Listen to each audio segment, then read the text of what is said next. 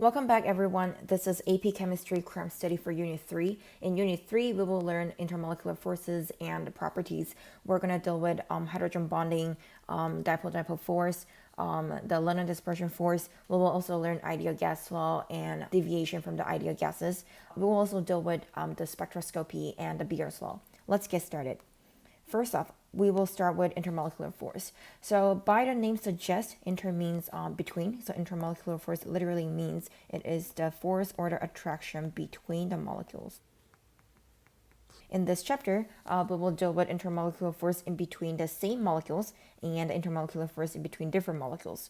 Well, when we study the intermolecular force between the same molecules, or the molecules with the same species, it's used to explain the physical property of this substance, such as the melting point, such as the boiling point, such as the viscosity. Well, let's say oil. A lot of vegetable oils, they are very viscous, more viscous than water. We will use the intermolecular force in between the oil, and then we can explain the high viscosity of oil. And let's say oil does not dissolve in water. They are not soluble to each other. Well, then we can use the intermolecular force in between these two different molecules to explain it. On the other hand, sodium chloride, the table salt, is pretty much soluble in water. We can use intermolecular force between the ionic compounds and water molecules to explain it.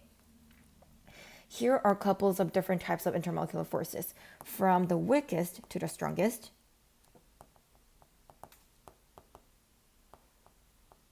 They are London dispersion force, which occurs between nonpolar molecules, or noble gas. Remember, the noble gas exists in the form of one single atom, so they are not molecules, they are atoms.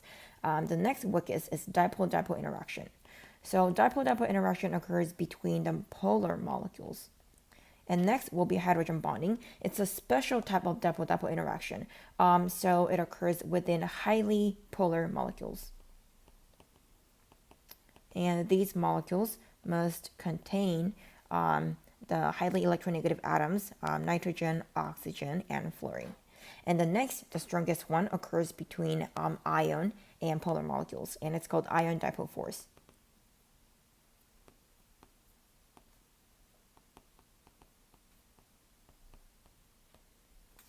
We'll dive deep into every single type of. The first intermolecular force we're going to dive into is the London dispersion force. As I stated before, London dispersion force occurs within nonpolar molecules and noble gas. Okay, so noble gas exists in the form of one single atom. That's why we don't call them molecules. Well, then some people might ask, how come there is an attraction force between the nonpolar molecules? Because they're basically neutral and they are nonpolar. It is because nonpolar molecules can still form dipole. Then what is a dipole? So the molecule as a whole, it is neutral. What I mean by that is the electrons are distributed evenly within the molecules. Electrons are shared equally between two ends of the molecules. But at a certain point, because electrons are mobile, electrons might be more concentrated on the right side of this, on the right end of this molecule, and then there are only very few electrons left to the left end of the molecule. Then the right end of the molecule carries a partial negative charge, and then the left end carries a partial positive charge. This is what I call by the dipole. So dipole is basically the separation of charges within a molecule.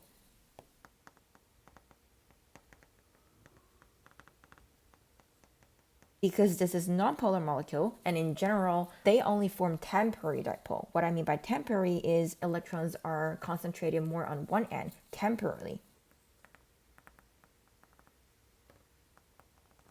As long as this temporary dipole occurs, it's going to induce another molecule right next to it to form another dipole, because like charges repel, unlike charges attract. So a lot of electrons on the right end of this molecule will push the electrons away from the left end of this molecule. So electrons are pushed toward the right end. Very few electrons are left on the left end. So again, for this molecule, it's induced to have the separation of charges. Again, the right end carries a partial negative charge, the left end carries a partial positive charge. And this induced dipole will induce another molecule right next to it to become induced dipole. And we call them dipole-induced dipole.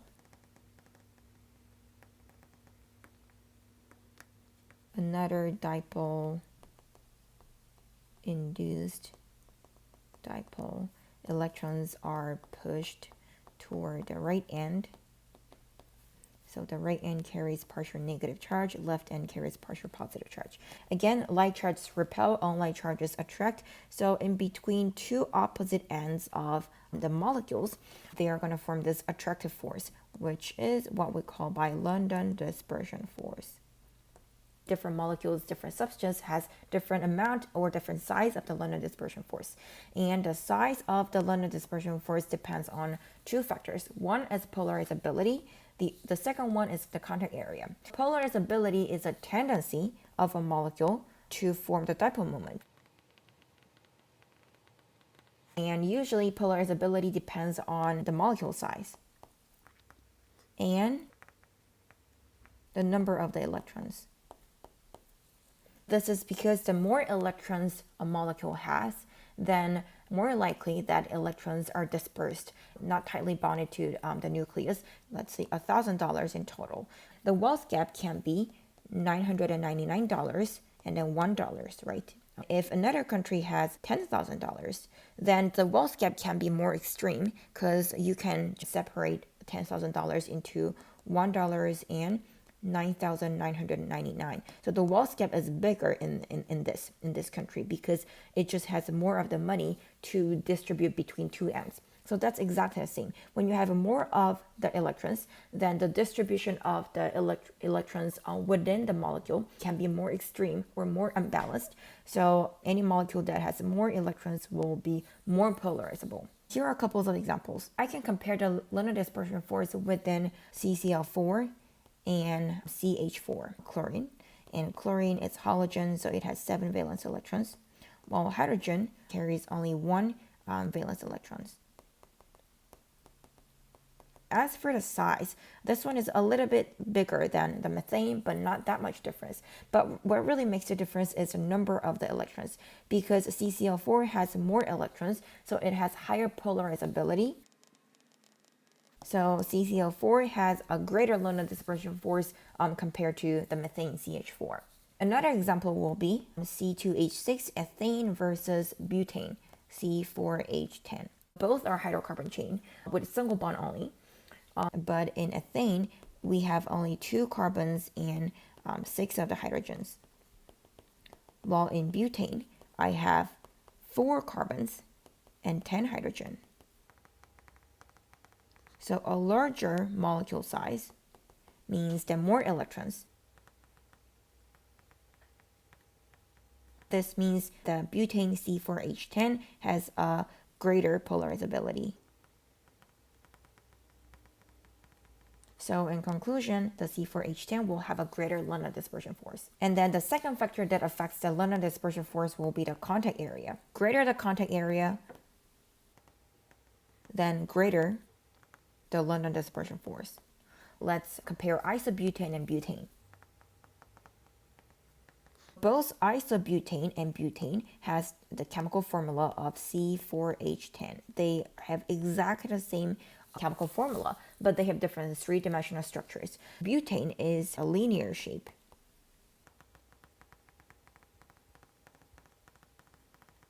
While isobutane has 3 carbons bonding to each other in a linear shape, and then the first carbon attached to the central carbon. So it has a more rounded shape.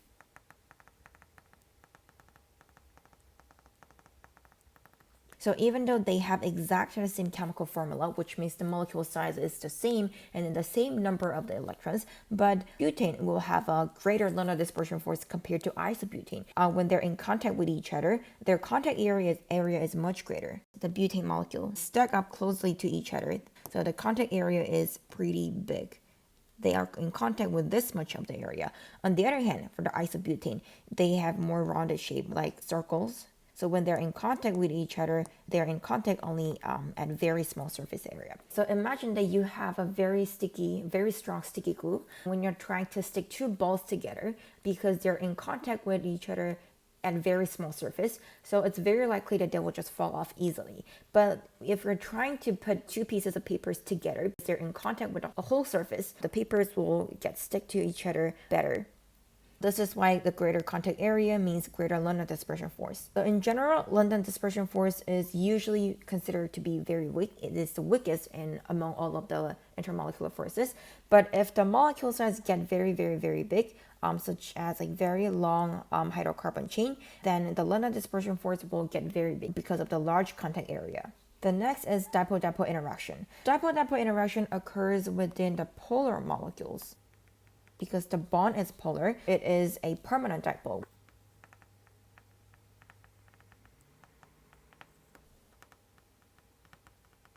You will observe this attraction force between the opposite ends of the molecule. Because London dispersion force occurs between temporary dipole, at a very specific point, the temporary dipole might just go back to the regular non-polar molecules, and the dipole moment disappears, then there will be no force in between those molecules. So London dispersion force is weaker. For the polar molecules, the dipoles are there all the time, like permanently. So usually it's stronger than the London dispersion force. So one thing to remember is that for any polar molecules, they have both dipole-dipole interaction and London dispersion force. So it's impossible for any of the polar molecules to have dipole-dipole only. If they have dipole-dipole interactions, then they must have London dispersion force. So London dispersion force is a prerequisite for the dipole-dipole interaction.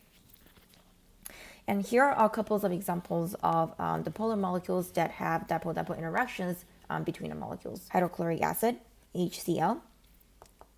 So hydrogen and chlorine, the hydrogen end carries a partial positive charge, and then the chlorine end carries a partial negative charge. So when you have these molecules, they will align. So within the sample of the hydrochloric acid, they will just automatically align in a way that the partial negative ends and then the partial positive ends are right next to each other.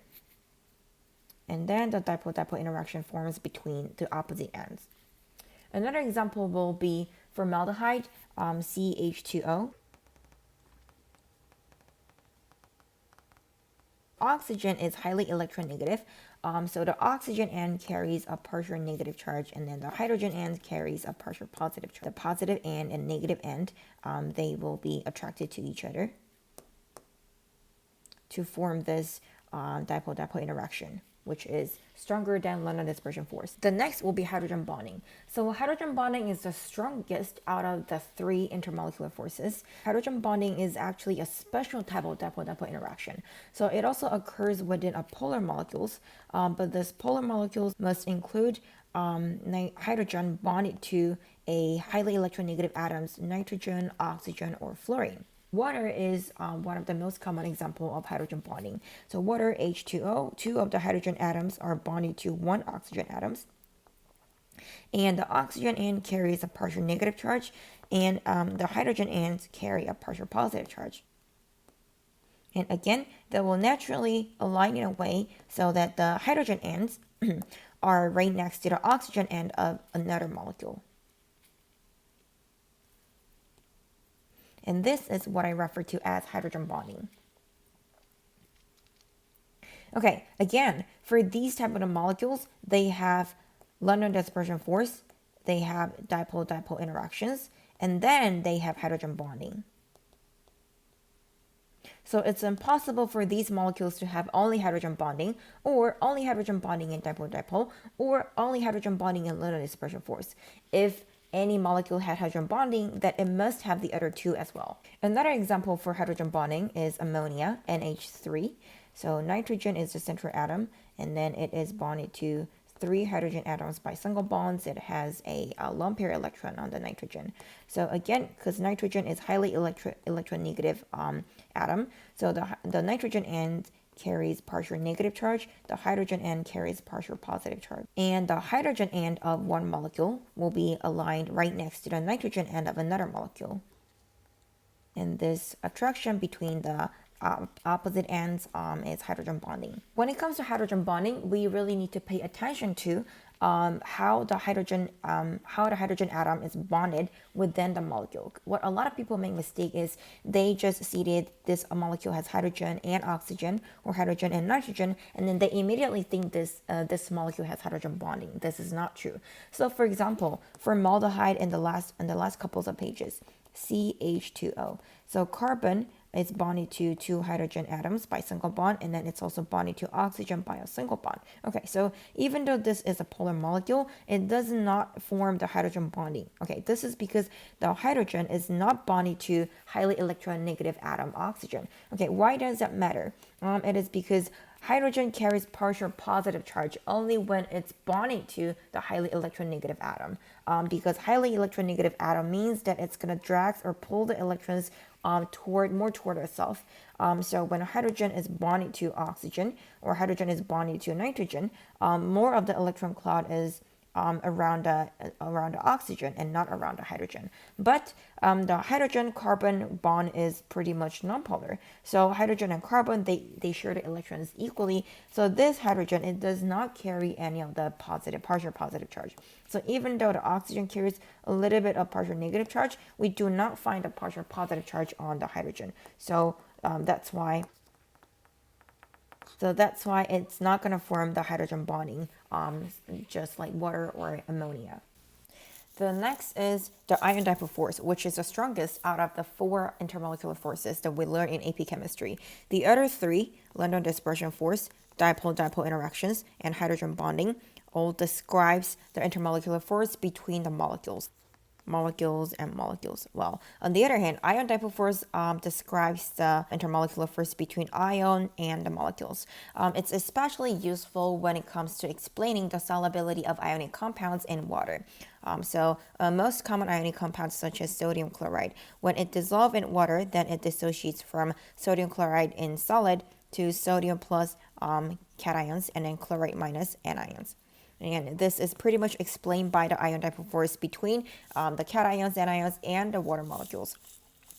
So sodium cation carries the positive charge.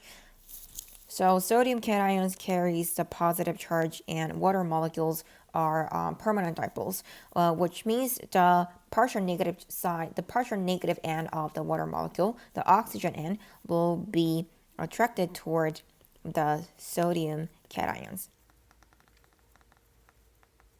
So sodium cations are surrounded by water molecules with oxygen facing towards the sodium. On the other hand, the chloride anion, which carries the negative charge, will be attracted toward the positive end of the water molecule, which is the hydrogen end.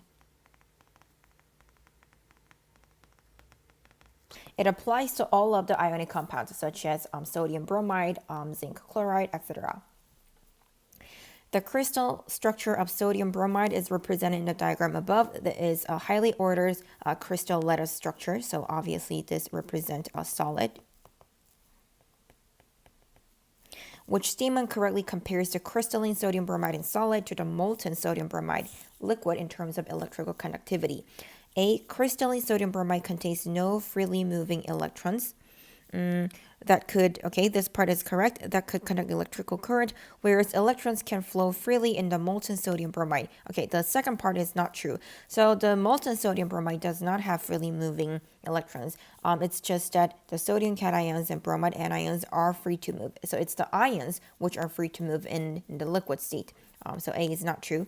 B, crystalline sodium bromide and molten sodium bromide both contain ions that are held in fixed position. This is not true because the molten sodium bromide in the liquid state, in the liquid state, the sodium cations and bromide anions are free to move. So B is not correct.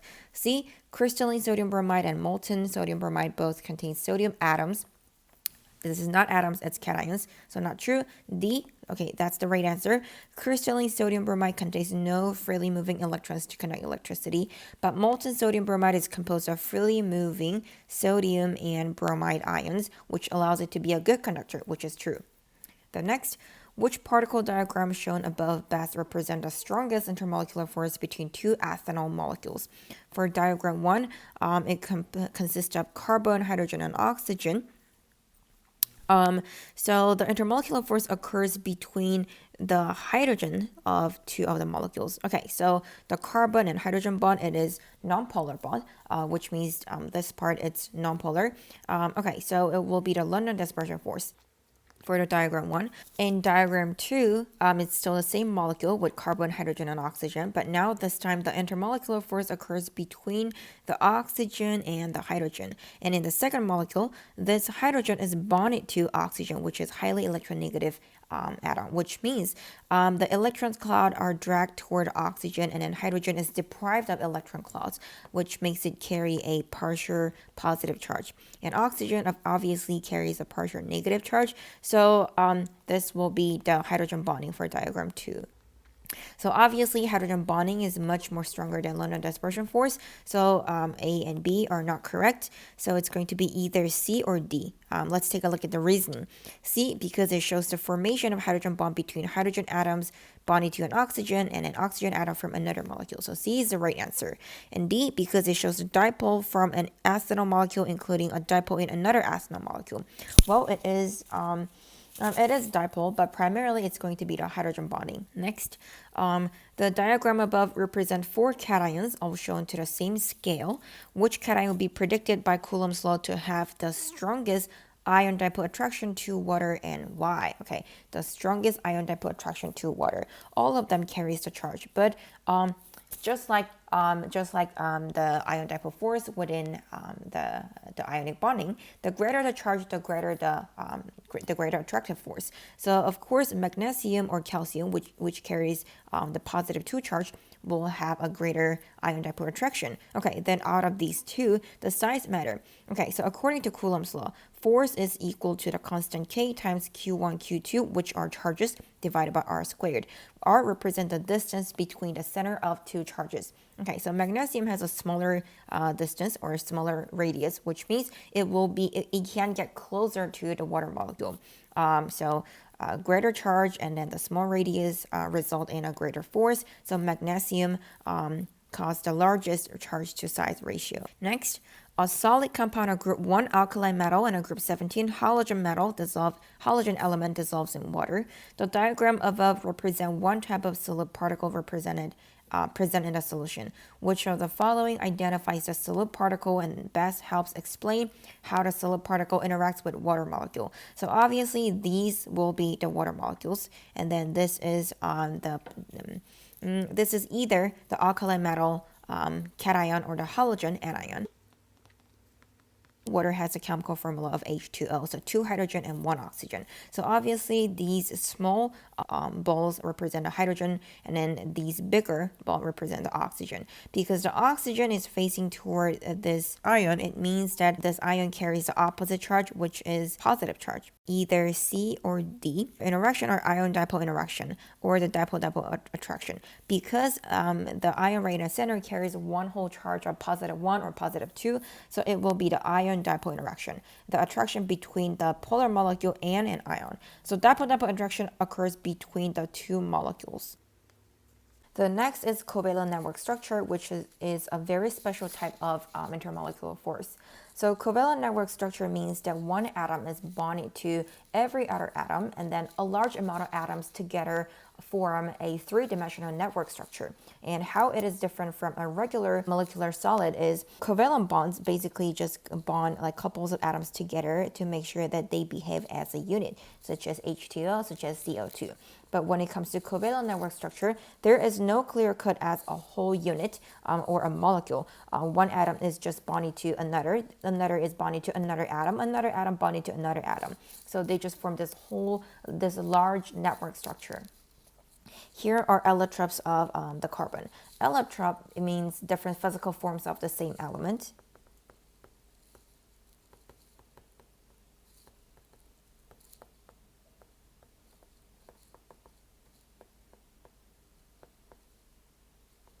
All of these allotropes consist of pure carbon. All of them are pure carbon, but they have different names, they have different physical properties, they have different application in real world. It is because they are bonded and they form a different 3-dimensional network structure. So let's say for graphite, they form layers, and then for diamond, they form a very rigid tetrahedral structure around every single carbon atom. In the fluorine, it forms the football shape. Nanotube, it forms the tube shape. Graphene, it's a very thin layer or just a very thin sheet. The covalent network structure explains high melting point and high boiling point of these covalent network solids, and it is because it takes a lot of energy to break these bonds. Well, first off, covalent bond is a chemical bond, which means it is way, way, way more stronger than the intermolecular force, such as Atlanta Dispersion Force and Dipole-Dipole Interaction or hydrogen bonding. That's one of the reasons. The second reason is that the atoms are bonded to one another endlessly. So even if part of the covalent bonds have been broken, just like the hole on this fishnet tights, the other atoms, these atoms are still bonded to other atoms, so the whole structure is still maintained. So if you want to melt the covalent network solids into liquid, you will have to break every single bond, every single covalent bond. And then that takes a lot of energy, a huge amount of energy. So that's why it has high melting point and high boiling point. It also explains the rigidity and the hardness of the covalent network structure. And only the known metals such as silicon or carbon can form the covalent network structure. So here are a couple of examples of covalent network solids that you will see often in AP chemistry exam. One is diamond and the other one is graphite. We know that both of them consist of pure carbon, but they have different properties. This is because they have different structures. So carbon has 4 valence electrons, which means it can form up to 4 single bonds with another atom. So in the diamond, one single carbon is bonded to 4 other carbons. Well, 1 carbon in the center, 1, 2, 3, 4. It forms 4 single bond with other carbons. And every single carbon forms 1, 2, 3, 4. Again, 1, 2, 3, 4. Every single carbon forms 4 carbon-carbon bonds. And this means that the diamond structure is very, very, very stable. The bond angle is fixed. You cannot stretch it or compress it, and it has extremely high boiling point and melting point. The melting point of diamond is approximately 4,000 Celsius degree, which is extremely high. On the other hand, when it comes to graphite, well, graphite is used in pencil, so it's soft. This is because the graphite consists of the layers of the carbon covalent network, and in between the layers, there's only weak bonding force. But within each of the layer, the carbon atoms are covalently bonded to each other. So it's very difficult to just destructure the layer, but it's pretty easy for layers to slide past each other. And the difference is in graphite, each of the carbon is bonded to 3 other carbons by single bonds. Okay, again, 1 carbon is bonded to 3 other carbons by single bond, which means the carbon will be left with 1 single electron because it has 4 valence electrons in total. And each of the carbon carries 1 single electron. So eventually, these electrons can form weak bonding force in between the layers. Also, these free electrons are free to move because when this electron moves from this carbon to the next carbon, this electron can move to the next one, and then the electron moves to the next one, and then the next one, and then it goes on. So electrons are free to move within the layer. This explains the conductivity for the graphite. On the other hand, there is no free electrons for diamond, so it's a poor conductor. And the melting point of the graphite is approximately the same. It's 3,600 Celsius degree because it also takes a lot of energy to break all of these covalent bonds. The next is silicon dioxide and silicon carbide. So silicon, just like carbon, is in group number 4, and then it has 4 valence electrons. So it can form a maximum of 4 single bonds. Okay, and in silicon dioxide, 1 silicon forms 4 single bonds with oxygen, and then each of the oxygen forms 2 of the single bonds with a silicon. Well, 1 silicon bonded to 1, 2, 3, 4 oxygen, and 1 oxygen is bonded to 1, 2 of the silicons. Again, because this is a covalent network structure, every single atom is bonded to every other atom, and there is no clear cut as such a thing called molecule. So I don't even know if this behave as a unit, or this behave as a unit, or this. There is no clear cut of a whole unit called molecule. And silicon carbide, so silicon and carbon, both of them have 4 valence electrons. So just like the diamond structure, each of the silicon is bonding to 4 of the carbon, each of the carbon is bonding to 4 silicon. So it's an extremely stable structure with no freely moving electrons. The diagrams above represent 2 allotropes of solid phosphorus. Which of the following correctly identifies the allotrope with a higher melting point and explains why? Okay, so now we need to compare the intermolecular force. The higher intermolecular force means higher boiling point because it takes more energy to break the bond. The allotrope 1 of the phosphorus, obviously, they are individual units. Okay, so this is molecules. And on the right-hand side, the allotrope 2, okay, so each of the atom is bonding to every other atom, and there is no clear cut of a molecule or a unit. So this is a covalent network structure. And obviously, it takes way more energy to break the covalent bonds in allotrope 2. So the answer will be either B or C. Let's take a look at the reasoning. B, because it has covalent bonds between the phosphorus atoms that are stronger than the dispersion force between P4 molecules in allotrope 1. That is the correct answer. What about C? Because it has a metallic bonding that is stronger. Okay, first off, phosphorus is non-metal. So, of course, it is not going to be the metallic bonding. So the answer is B. Next, the structure of 2 allotropes of carbon, one is diamond, one is graphite, are represented above. Which of the following statements best helps explain why diamond is much harder than graphite? Again, diamond is bonded to 1 single carbon in diamond is bonded to 4 carbons, 1 carbon in graphite is bonded to 3 carbons. In A, diamond contains covalent bonds, where graphite contains ionic bonds. Okay, this is completely not true. Both of them contain covalent bonds. And B, diamond contains ionic bonds. Okay, again, this is not true. C, carbon atoms in diamond have 4 covalent bonds, whereas graphite is made of layers that are held together by relatively weak dispersion force. That is the right answer. As I said, each of the carbon in graphite has 1 free electron, and then these free electrons form weak binding force in between the layers. And this is a weak dispersion force. D, carbon atoms in diamond have a sea of mobile electrons. This is not true. So electron sea model is only for the metallic bonding. So here is a review of all types of the solids: ionic solids versus molecular solids versus metallic solids versus covalent network. Okay, so what are their properties? So for ionic solids, they have high melting point and then the high boiling point because the ionic bonds are strong. It takes a lot of energy to break that ionic bonds. And it does conduct electricity in liquid and aqueous state, but not in solid state. So it's a poor conductor in solid, but good conductor in liquid and the aqueous state when dissolving water.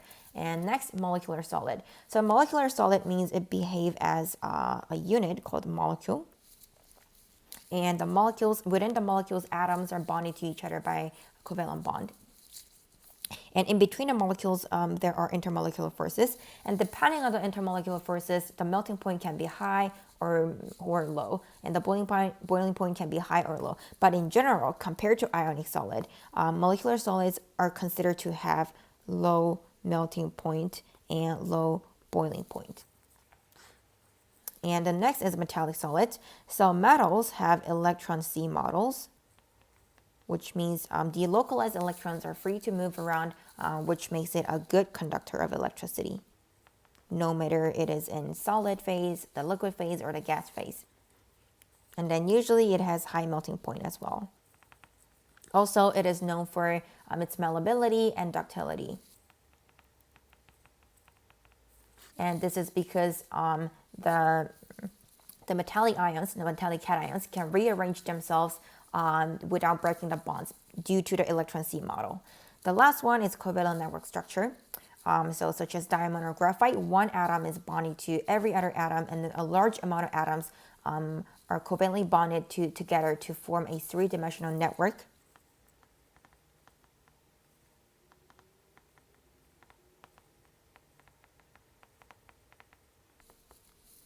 So it has a very high melting point and the boiling point.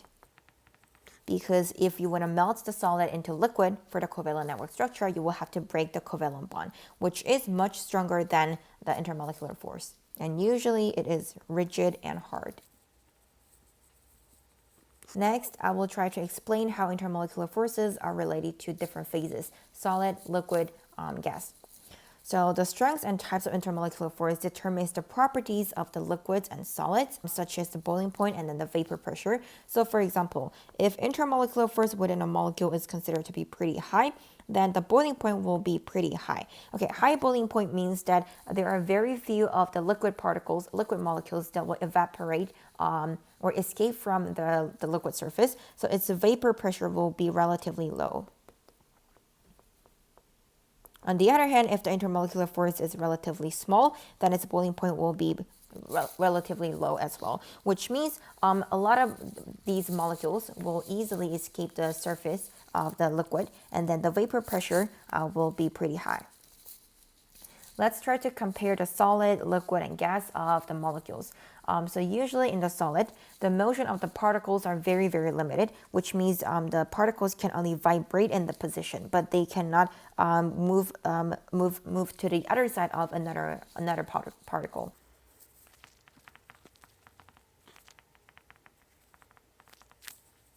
So this explains why the volume is fixed, because they're tightly bonded to each other, and then the space between, there's barely no space between the particles. And you cannot compress them anymore, and then you cannot stretch it. Also, usually the shape is fixed. Well, it does not apply to all of the solids. Some of them have, some of them is like soft, but for most of the solids, they still maintain the shape unless you push it or give it a pressure. For the liquids, okay, so liquids is a little bit similar to the solids. So in liquids, particles are in close contact with each other, but they are not arranged in this lattice structure, which means they don't have to be fixed in a specific position. They can slide around each other, so they can change the positions.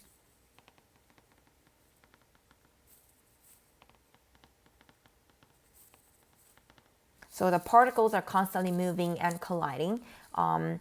It can slide past each other, which explains why liquid is fluidity, and then it explains why liquid has no fixed shape. But its volume is fixed, and its volume is about the same as the solid of the same substance. It's because the particles are still in close contact with each other, so there's not so much space. So in general, the amount of volume it occupies will be the same or will be similar to the amount of volume occupied by the solids. And the next is gas. In gas, particles are far away from each other, and then gases are in constant motions.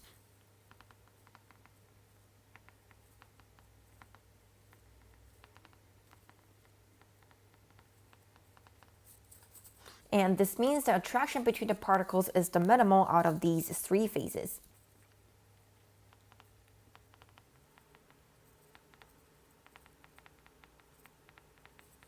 This allows the gas particles to be away from each other. So there is no fixed volume and then no fixed shape.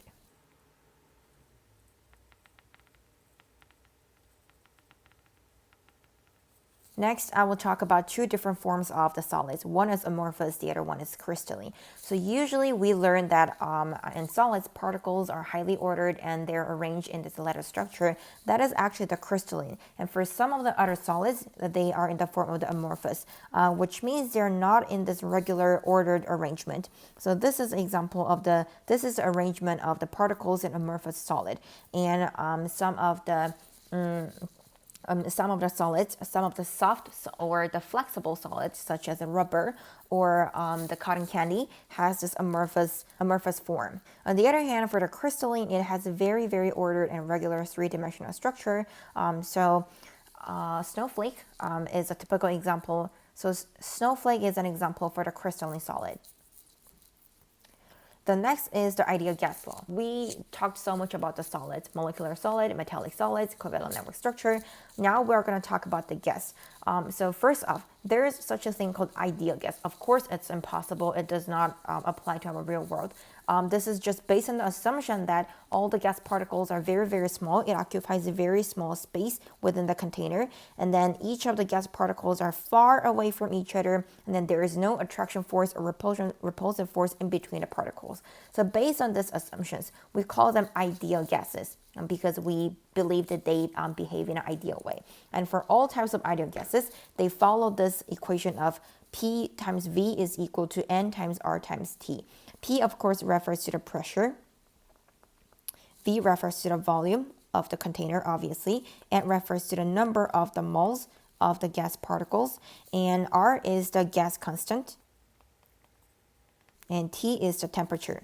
And remember that the temperature in this formula has to be measured in the unit of the Kelvin. And I want to talk about the pressure first. So when we talk about the pressure, a lot of people think that it represents how hard the gas particles hit the wall of the container. That's not true. So pressure is actually related to the frequency of the collision. So that's why if there are a lot of gas particles in the container, then the pressure increases, not because each particle hits the wall with a greater force.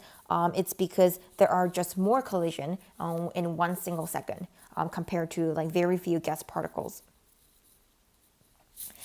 A gaseous air-fuel mixture in sealed car engine cylinder has an initial volume of 600 milliliters at 1 atm. To prepare for ignition of the fuel, a piston moves within the cylinder, reducing the volume of the air-fuel mixture to 50 milliliters. Okay, so the volume has changed from 600 to 50 milliliters at constant temperature. Assuming the ideal behavior, which means I can apply the ideal gas law, PV is equal to nRT. What is the new pressure of the air-fuel mixture? Okay, so PV is equal to nRT, and then now the temperature is the same, and it's the same sample, which means the number of moles of the gas sample has not changed. So for these two samples, for the first one, I can write it as the pressure times volume, pressure 1 times volume 1 is equal to the number of mole times the gas constant R multiplied by the temperature. And after the compression, the T has not changed, number of moles has not changed, so it is the same as P2 times V2. So eventually I will have P1 V1 is equal to P2 V2. Okay, so V2, the new volume, will be equal to P1 V1 over P2, or 600 milliliters multiplied by 1.0 atm divided by 50 milliliters, which is 12 atm. So it is 12 times as big as the original pressure. So it will be, the right answer will be B, about 12 atm. The next, at 10 Celsius degree, 20 grams of oxygen gas exert a pressure of 2.1 atm in a rigid 7.0 liter cylinder, assuming ideal behavior. If the temperature of the gas was raised to 40 Celsius degree, which statement indicates the new pressure and explains why? Okay, so now this time the temperature has changed, and it is in a rigid 7.0 liters, which means the volume is fixed. So again, applying the ideal gas law of PV is equal to nRT. Okay, so what has changed is the temperature, and then the number of moles of the gas has not changed. The R, gas constant, doesn't change, and then the volume has changed. So what has changed must be the pressure. Okay, so now I know that P1 times V is equal to nRT1. P2 times V is equal to nRT2. Okay, so I can just use the ratio and then come up with this. The ratio equation of P1 over P2 is equal to T1 over T2. P1 is 2.1 atm over P2 is equal to T1, which is 10 Celsius degree, plus 273 to convert it to the Kelvin, over 40 plus 273. Again, converting it to Kelvin.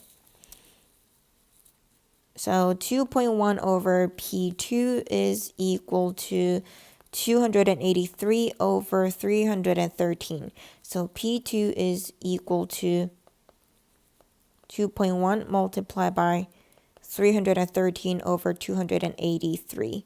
So the right answer will be 2.3 atm because P increased by the proportion of 313 over 283. Remember that pressure occurs when the gas particles collide with the wall of the container or hit the wall of the container. If you have a batch of gas particles all mixed together, such as nitrogen gas and oxygen gas, then the number of the gas particles does matter to the partial pressure, because partial pressure means the pressure applied by each of the gas particles, and the pressure depends on the frequency of the collision. So pressure does not depend on how hard the gas particles are hitting the wall. It depends on how many times the gas particles are hitting the wall in the unit period of time, which is in 1 second, which means the more of the nitrogen gas you have, then the more collision between nitrogen gas particles and the wall. If you have fewer oxygen gas, on the other hand, then the fewer collision between the oxygen gas particles and the wall, which means the partial pressure of oxygen will be lower than the partial pressure of the nitrogen gas. So in total, the total pressure of this gas sample is equal to the frequency of all the gas particles hitting the wall. So total pressure is equal to the sum of all the partial pressures in this gas sample. In this example, total pressure is equal to partial pressure of nitrogen plus partial pressure of oxygen. Well, then as I stated before, the partial pressure for each of the gas species depends on how many moles you have for each gas species. And this is represented as the mole fraction. So the partial pressure of nitrogen gas is equal to the total pressure multiplied by the mole fraction of nitrogen, which is calculated by number of moles of the nitrogen gas divided by the total number of mole of the gas particles. And that's the same for the partial pressure of oxygen. That is equal to the total pressure of this gas sample multiplied by the mole fraction of oxygen, which is number of moles of oxygen gas over the total number of mole of the gases. To seal the rigid 5 liters container, each contain a gas at the same temperature, but a different pressure, as shown above. Also shown are the result of transferring the entire content of container 1 to container 2. No gases escape during the transfer, assuming the ideal behavior, which statement is correct regarding the total pressure of the gases after they are combined. First off, this transfer occurs at the same temperature. The initial temperature of these two gas samples are exactly the same. And then when you combine them, then the total pressure, as I stated before, is equal to the sum of the partial pressure for each of the gas species. So partial pressure of oxygen gas plus partial pressure of nitrogen gas. And because when you transfer it, there is no change in the temperature or the volume, which means according to ideal gas law, PV is equal to nRT. When there is no change in the volume, no change in the temperature, and then it's exactly the same amount or the same number of moles of the oxygen gas transferred. And R is a constant, so P does not change. The pressure of the oxygen does not change during this transfer, which means the partial pressure of oxygen is still 0.8 atm. And the pressure of nitrogen is, of course, still 1.0 atm. So they add up to 1.8. The right answer will be A. The total pressure is the sum of the initial pressure. And it is because the total pressure only depends on the total amount of the gases. Yes, so it doesn't really matter if this is oxygen, and let's say this is a helium gas, or the xenon gas, or this is a neon gas, or carbon dioxide gas. It doesn't matter, given that it is still at the same temperature, and then it's in the container with the same volume. Then the total pressure for this result will be exactly the same. So B, lower, the total pressure is lower, not true.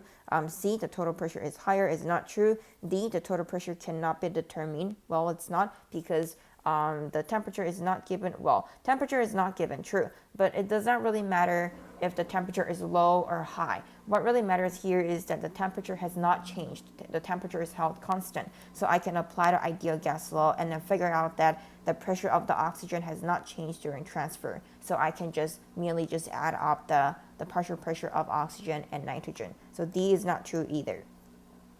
Next, let's talk about the real gases. Up until now, we were dealing with ideal gases, their behaviors, and the ideal gas law, PV is equal to nRT. But of course, nothing in real world is ideal, okay, especially when it comes to real gases. So real gases show some behavior that deviates from the ideal gas law. So on the left side, this is a model that shows the ideal gas. On the right side, that is a more accurate model of the real gases. And let's take a look at how different they are. For the ideal gases, we assume that the gas particles occupy very, very, very little space. And then we assume that primarily it's just the empty space, the volume. And then we also assume that gas particles are far from each other.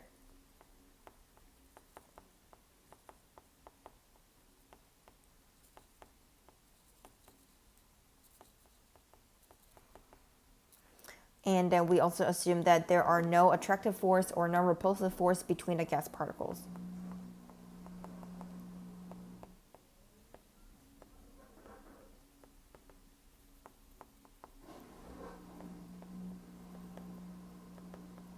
But all of these are just the most ideal situation, which does not really occur in real world. In real world, gas particles, in between gas particles, there is some kind of attraction, which is intermolecular forces. And these intermolecular forces get stronger when gas particles are closer to each other. And then when does this happen?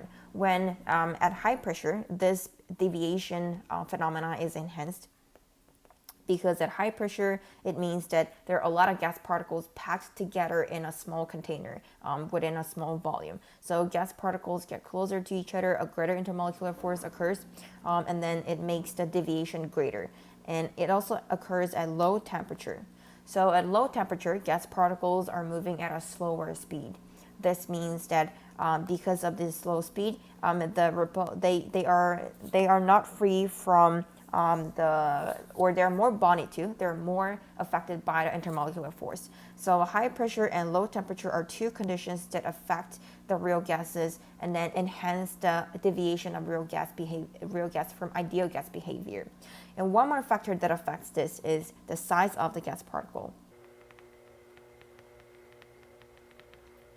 So as the gas particle size getting bigger and bigger, then at the high pressure, compared to small size gas particles, the big size gas particles will be closer to each other, even at the same high pressure, because it just occupies the space by itself. And we will use kinetic molecular theory to explain some of the properties, the macroscopic properties of ideal gases. When I say macroscopic properties, it's something that is that can be observed by human beings, by us. Let's say the temperature of this gas sample, or the pressure or the volume. These are considered macroscopic properties. We're not really taking a look at each individual gas particles. We're taking a look at this whole batch of gas particles as one single sample. That's why we call it macroscopic perspectives. So such as temperature, such as volume, such as their pressure, etc. And we're going to use kinetic molecular theory to explain it in terms of the motion of each of the particles. So kinetic molecular theory assumes that individual gas particles are going through the continuous random motion. So when I say continuous, it means that the gas particles never stop. They're always in motion. They're always moving. And when I say random, it means they're moving in the random direction and at random speed. If all the gas particles are moving in the same direction, then this is not random motion for sure. And if they're moving at the same speed, then this is not random motion either. So even if this whole batch of gas particles share the same volume, same pressure, and then the same temperature, but actually if you take a look at individual particles, they behave in a different way. Some of the particles are moving at a higher speed, some of them are moving at a very low speed, some of them are moving at the same speed but at different directions. This is what we refer to as the continuous random motion. And I can try to visualize this type of continuous random motion by Maxwell-Boltzmann distribution. This is a really, really important distribution curve. Okay, so because this is a distribution curve, it means that in this sample, there are a lot of gas particles, and each of the gas particles actually have different values of the kinetic energy. So kinetic energy is equal to 1/2 times the mass times the velocity squared, or the speed squared. So For each of the gas particle, they have the same mass, so m is the same, but they have different speed, which result in different kinetic energy for each of the gas particles. So on x-axis, I'm going to put the kinetic energy of the particles. On the y-axis, I put number of the gas particles, or sometimes it says the percentage of the gas particles or proportion of the gas particles. They basically mean the same thing. Well, usually in an AP question, it's going to give you two different curves to compare them. This is where a lot of people get the mistakes because they think the lower curve, the lower peak means that, oh, it's the lower kinetic energy. The higher peak means that it's a high kinetic energy. That's not true at all. Okay, that's the opposite. So this lower curve, the blue one, it represents a gas sample at higher temperature, and then this pink one with a higher peak represent a gas sample at a low temperature. Okay, and I will try to explain it using a metaphor. On the x-axis, I'm going to put the SAT score. On the y-axis, I'm going to put the number of the students. And now we're going to compare the SAT scores of the students at two different schools. One is school A, the other one is school B. And this is the curve for school A. This is the curve for school B. Okay, so does it mean that school A is in general have a better academic performance than school B? No, it's not. Let's break it down. For school A, and for both school A and B, there are people who score very low for SAT. Like this means like very, very low for the SAT score, and this means very, very high for the SAT score. But how many students are there in school A and B who are scoring very low? For school A, probably we have 10 students who are scoring extremely low. For school B, we might have only like 1 student. And then for the next lowest score, there are, let's say, 20 students in school A who score this much. In school B, we can only find 5 students who are scoring this much. So in conclusion, in school A, this high peak means that a lot of students in school A are scoring in this range. On the other hand, in school B, most of the students are scoring this range. So in comparison, school B, in general, school B students are scoring higher in SAT compared to school A. So this higher peak only means that many students are having the same SAT score, which is this score in school B. And then in school B, many of the students are scoring this score, which is a higher score. So in general, who is doing better when it comes to SAT? School B is doing better. So this is what I mean by the distribution curve. So the height of the peak only represents the frequency. This is very similar to histogram that you learn in math. Okay, so going back to our gas samples. So let's say it's the same gas particles, the same species, nitrogen gas. Then the nitrogen gas at a lower temperature will have this higher peak, the higher curve. This means that many of the gas particles in this low temperature nitrogen are having this low kinetic energy. On the other hand, more of the gas particles in this high temperature nitrogen gas sample are having a higher kinetic energy. This is really, really important. And sometimes you are given the average speed on x-axis or average kinetic energy or kinetic energy on x-axis. So you really need to pay attention to it. The next is the difference between average kinetic energy and average speed. First off, average kinetic energy of any of the gas particles depends on temperature only. This is very, very, very important.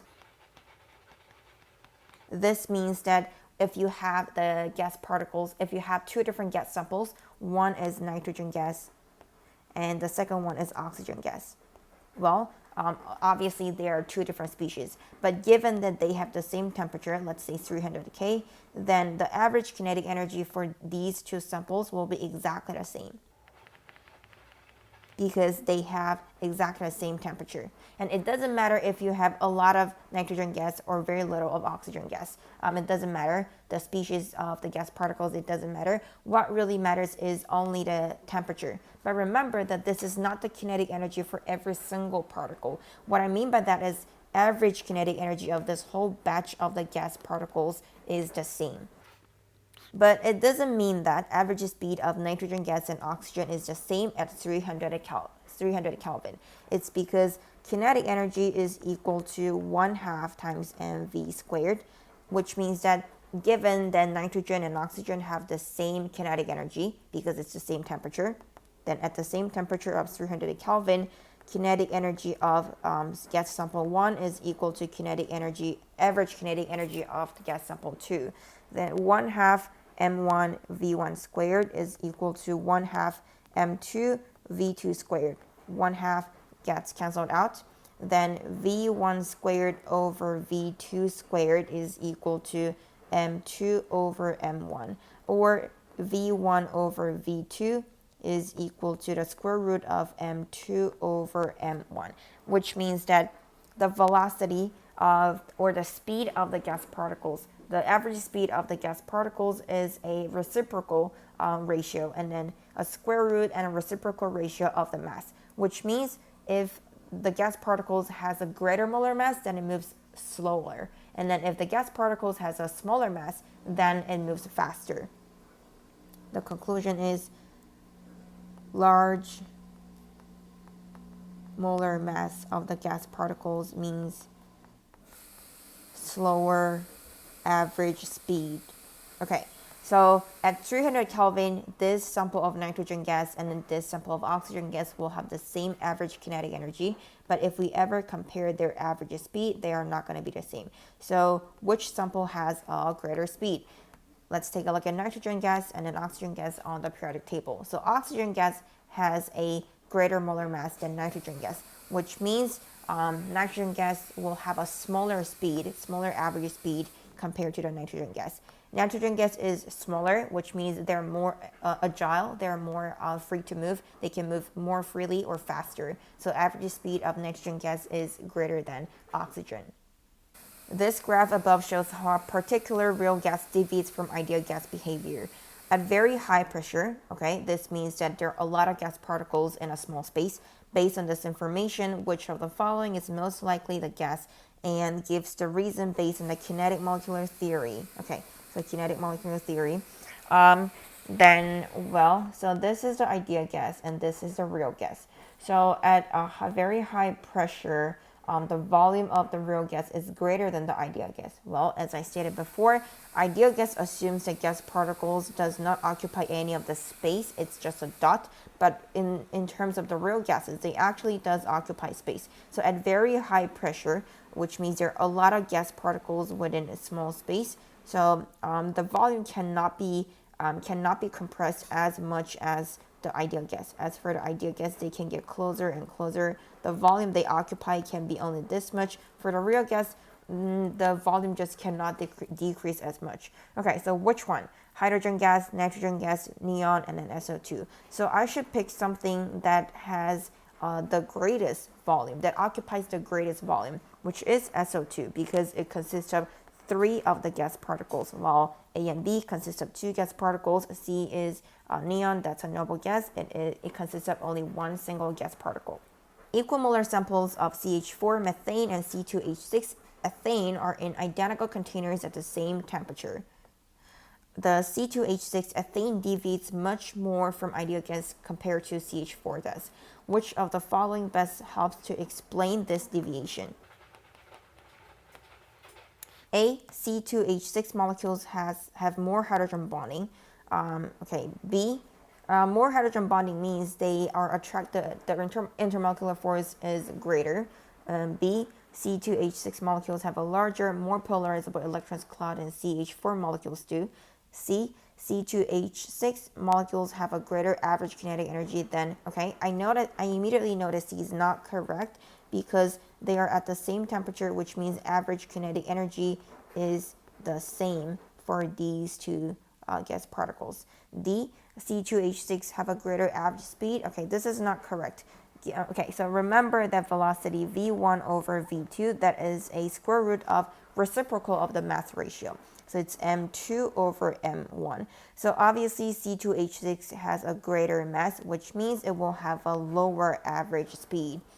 So the answer is either A or B. C2H6 have more hydrogen bonding. Well, even though both CH4 and C2H6 has a lot of hydrogens, it's not hydrogen bonding. Remember, hydrogen bonding only occurs between the molecules when the hydrogen is covalently bonded to either oxygen or nitrogen or fluorine, and then the hydrogen side is right next to the oxygen side or nitrogen side or the fluorine side of another molecule. And then in both of the ethane and methane, hydrogen is covalently bonded to the carbon only. So A is not true. The answer is B. It has a larger, more polarizable electron cloud, which means the intermolecular force in the ethane C2H6 is greater than the intermolecular force in the CH4. So because of this weaker attraction force, the C2H6 deviates more from the ideal gas behavior. The diagram above used arrows to represent the speed of a gas particle. Which of the diagrams best represent the speed of the particle of a gas at a fixed temperature and why? Okay, diagram 1 and diagram 2. What is the difference? In diagram 1, all the gas particles are moving at random direction, which is good, but each of the gas particles have exactly the same speed. So the lengths of the arrow represent the speed. In diagram 2, all the gas particles are doing constant random motion, which means the direction is random and the speed is random as well. Some of the gas particles are moving at a large speed, some of them moving at a very small speed. So as I stated before, according to Maxwell-Boltzmann distribution curve, not all the gas particles in a sample have the same kinetic energy or same average speed, even though this whole sample have the same temperature. So diagram 2 is the right answer. So I immediately cross out A and B, and let's take a look at the reason. Because the particles have a net kinetic energy of 0. Well, the kinetic energy, as I stated before, average kinetic energy is always proportional to the temperature, which is measured in Kelvin. So if average kinetic energy is equal to 0, then it means that the temperature is equal to 0 Kelvin, what we call by the absolute 0. And it's impossible in real world to be at absolute 0 temperature. It's impossible. Absolute 0 means all the particles, including all the particles, stop moving. No more electrons are not even excited, and the protons are not even doing the vibration. This is actually an ideal situation, which means that it's impossible to occur in real world.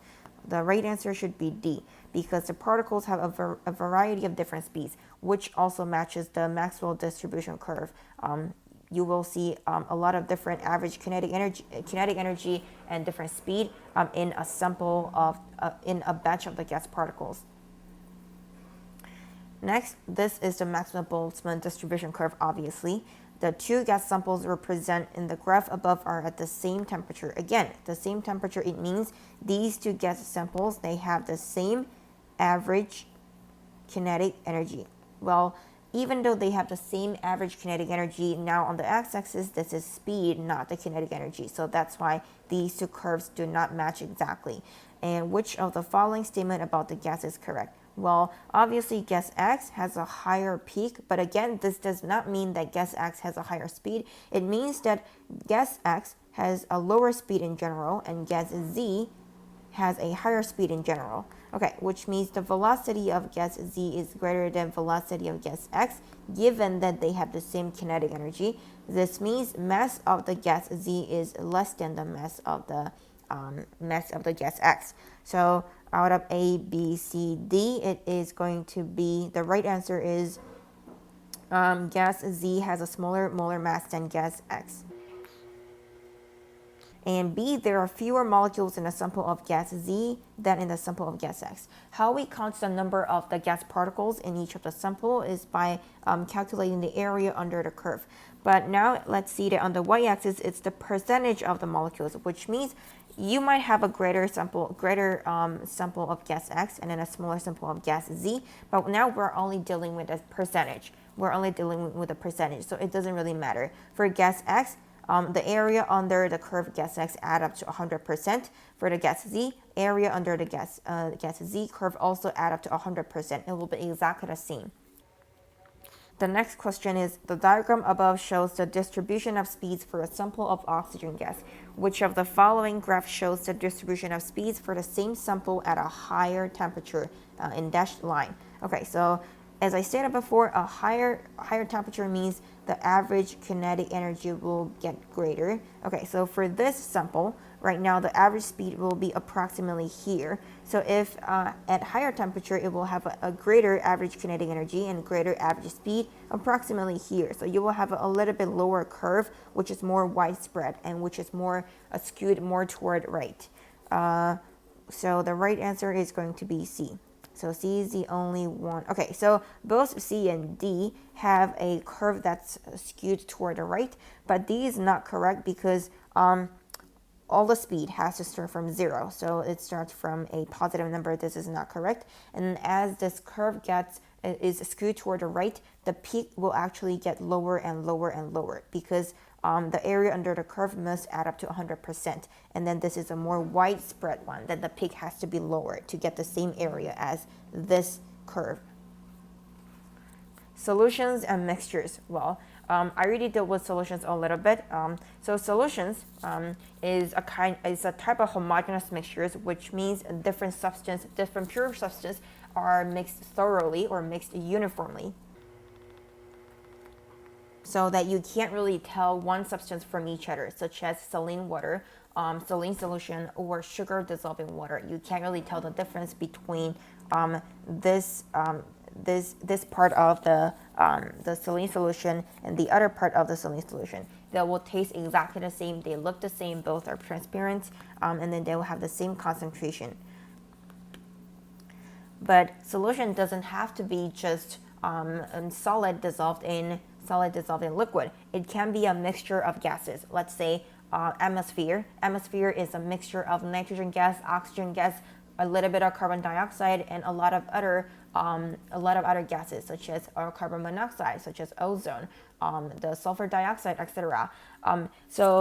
Because all of these gas particles are mixed thoroughly, and you can't really tell the difference. So let's say right now I live in Los Angeles, and then if I move to San Francisco, I will still breathe the same air with the same proportion of nitrogen, oxygen, carbon dioxide, sulfur dioxide, and carbon monoxide.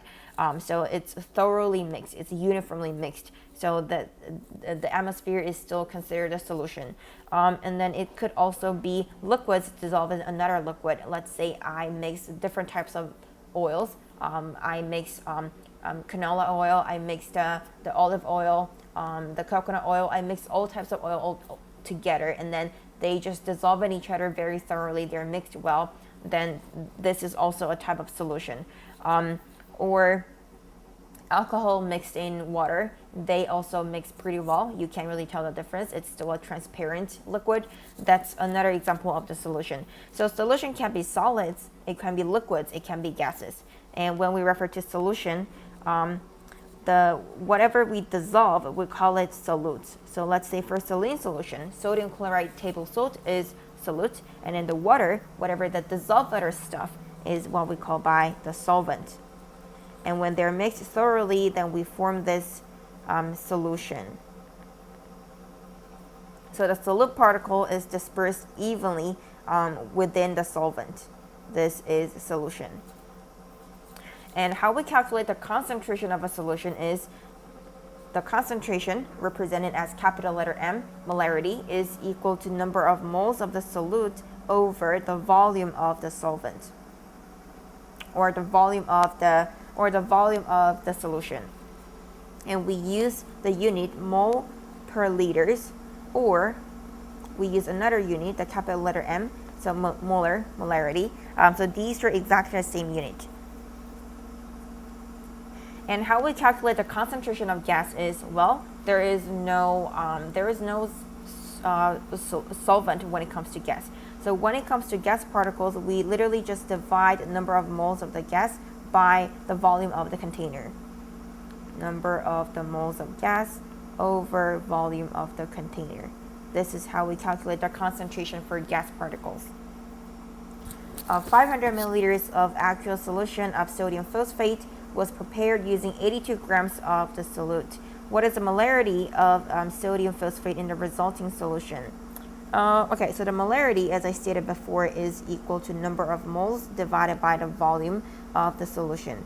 So number of moles can be calculated using the conversion between the mole conversion. So mass is equal to number of moles multiplied by the molar mass. Remember that this capital letter M represents the molar mass, while this capital letter M represents the molarity or the concentration. Then number of moles is equal to mass divided by the molar mass. So 82 grams over 164 grams per mole.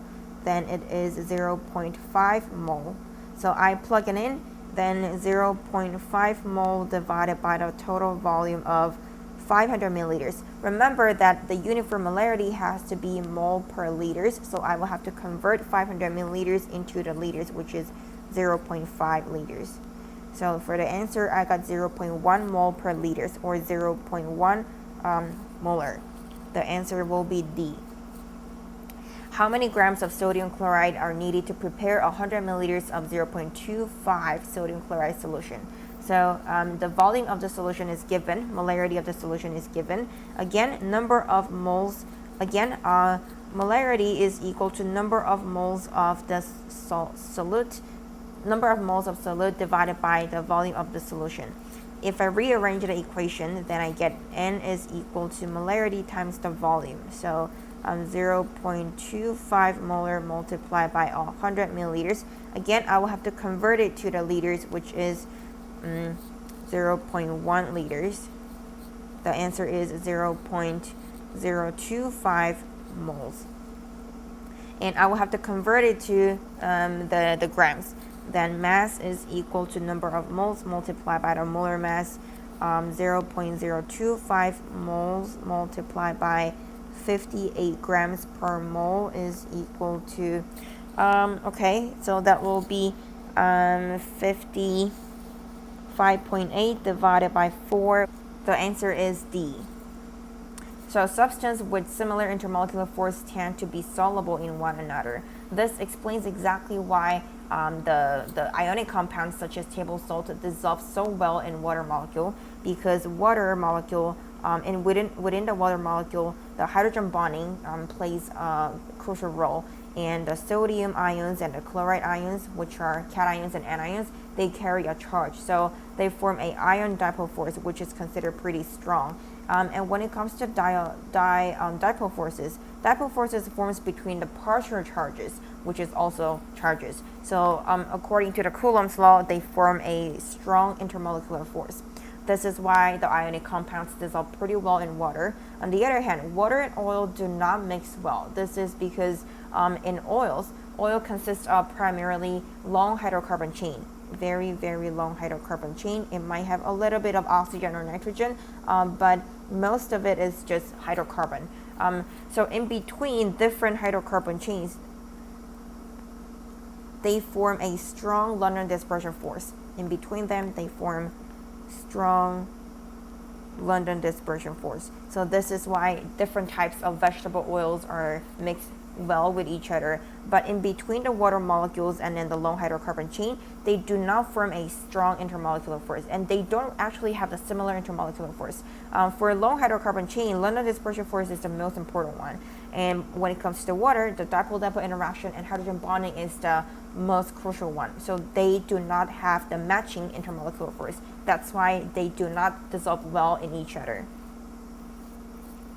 Methanol, CH3OH, dissolve completely in water to form a solution that does not conduct electricity. Which of the following diagram best shows the major type of attractive force that exists between the particles in the solution? CH3OH. I immediately know that A is not the right answer. CH3, and then OH. Well, so the methanol has to be one single molecule, but now I see this dashed line, which means it's the intermolecular force within the methanol, and then the hydrogen on the methanol forms a covalent bond with oxygen. This is not right. The next B, CH3O. Okay, again, I don't see that hydrogen. The hydrogen for some reason is attached or covalently bonded to the water molecule. This is not right. Methanol has oxygen and hydrogen, so it has a hydrogen bonded to an oxygen, which means it is able to form a hydrogen bond. And hydrogen bond forms between the hydrogen of one molecule and the highly electronegative atom on the other molecule, which is oxygen or nitrogen or fluorine. And remember that this hydrogen must be covalently bonded to oxygen or nitrogen or fluorine, because this makes sure that the hydrogen carries the partial positive charge, and oxygen of course carries a partial negative charge, so they attract each other. And D is not the right answer because it forms some kind of intermolecular force between the oxygen, two of the oxygen atoms in methanol and oxygen. But in both of the cases, oxygen carries a partial negative charge, and like charges repel, unlike charges attract. So they wouldn't form any of these intermolecular force. Which of the diagram above best represent the interactions that are responsible for the relatively large solubility of potassium chloride crystals in water, and why? I know immediately it is that diagram 1. When it says it's a large solubility, which means it dissolves pretty well, it means ionic compounds dissolve into cations and anions, and each of the ions are surrounded by water molecule. And for the cation, such as K+, it will be surrounded by water molecule with oxygen facing it. And the chloride, the negatively charged anion, will have hydrogen facing it.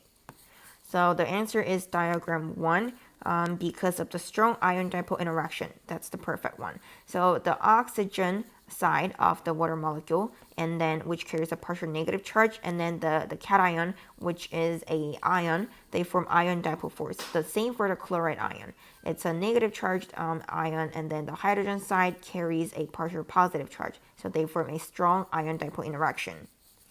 Next, let's talk about how do we separate the mixtures from each other. The easiest one is filtration. So filtration is used to separate the heterogeneous mixture,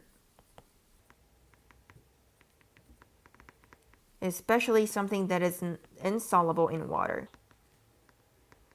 If a substance is insoluble in water or the actual solution, then I can use filtration to separate these two. I will use the funnel, the gas funnel, and then inside a funnel, we're going to put the filter paper. Of course, you will have to rinse the paper with distilled water, and then you are going to put the funnel over the beaker or the flask, and you're just going to gradually pour the mixture inside a funnel, inside a filter paper, and then the filter paper will the solution, the aqueous solution, will get through the filter paper, and then it will be collected when in the flask or in the beaker. On the other hand, the solid residue, which cannot be dissolved in aqueous solution, is left over inside the filter paper. And once you get the solid residue, what you usually do in the experiment is you are going to rinse it. You are going to rinse it multiple times to make sure that it doesn't have much of the actual solution left over. And then next you are going to dry it. And then next you are usually going to measure its weight. And then you can figure out the number of moles or the mass of this solid residue. Next is distillation. So distillation is used pretty often, and it's used to separate the soluble the solutions from each other. And it's especially useful when it comes to separate two liquids from each other.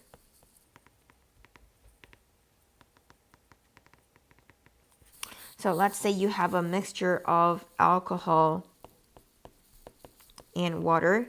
They mix thoroughly, and you cannot use evaporation, because for evaporation you will get all the water out, and then you are left with a solid residue such as table salt dissolved in water. But alcohol and water, both of them will evaporate. So evaporation is not a good appropriate method for the mixture of alcohol and water. But you can use distillation. So for distillation, you are actually taking advantage of the fact that they have different boiling point.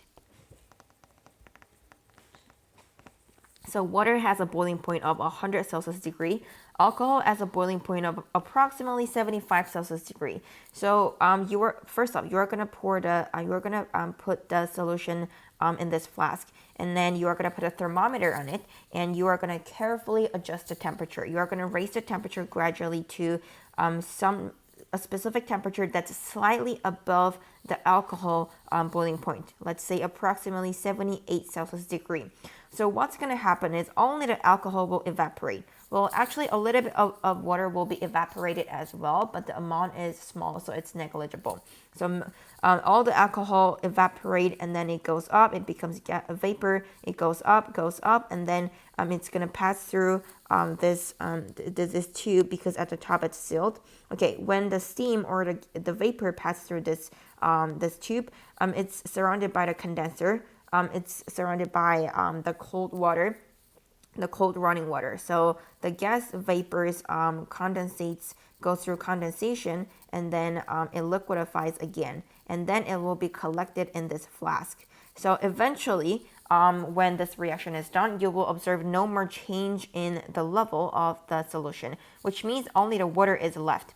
And then in this flask, you will have only the alcohol and probably a little bit of water as impurities. In paper chromatography, how we do the experiment is we're going to draw a line here at the very bottom, and then I'm going to put a drop of the solution, and you might have a lot of different types of the pure substance mixed in this solution, and then you are going to put it in the solvent. But remember that the solvent level has to be lower than the spot of the solution, and then the solvent will go up along this chromatography paper, and then at the same time the solution will actually separate into different pure substance. So let's say for this example, the blue dye is moving the fastest, that's why it goes up, and then the purple is the second, and then the red is the slowest. So they have started at the same time, but then the blue, because of its higher speed, it went up this much, and this depends on the size of the molecule and then the polarity.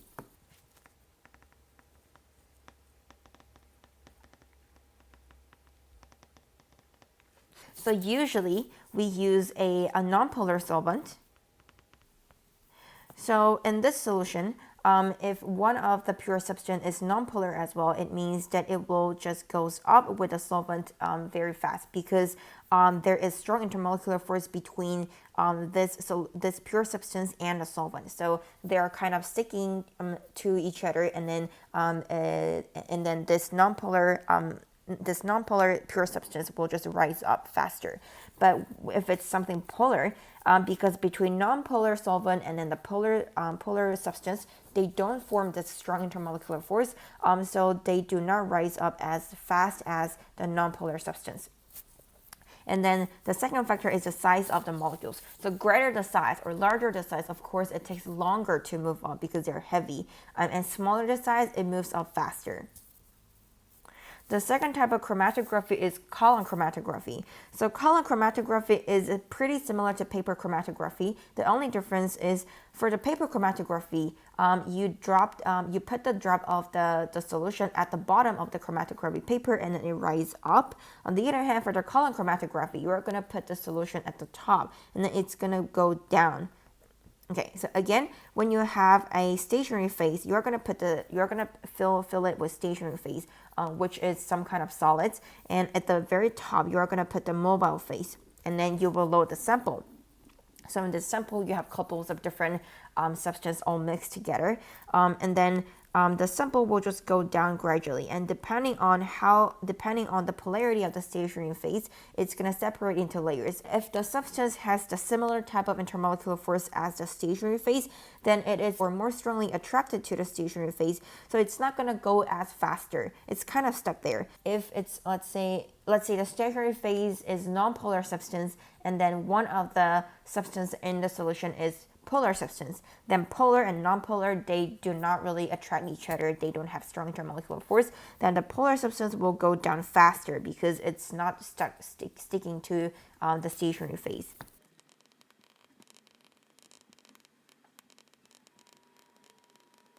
When methanol and water are mixed together, they form a homogeneous mixture based on the information in the table above. Which of the following would be the best procedure for separating a mixture of methanol and water?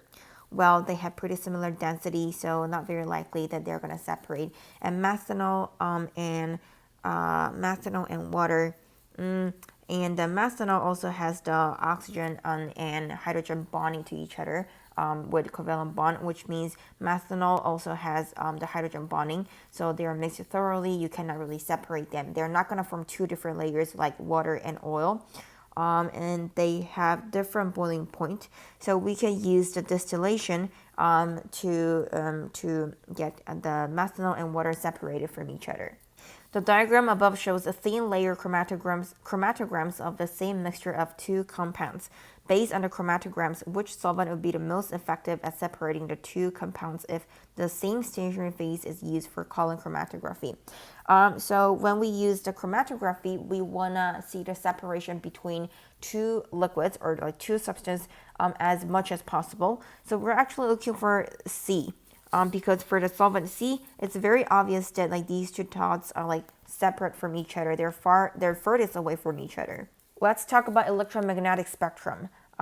So electromagnetic radiation, EM refers to electromagnetic. It refers to all different types of light and a lot of different types of waves that we are familiar with, such as X-ray, gamma ray, microwave, a radio wave, infrared, UV light, and visible light. All of them are considered electromagnetic radiation. And then for all of these light, they have the wave-particle duality, which means they have the property of wave. They behave like waves sometimes. They have the property of particle, and some of the other situation, they behave like a particle. And then their speed is constant. Their speed in vacuum is equal to 3 times 10 to the power of 8 meters per second.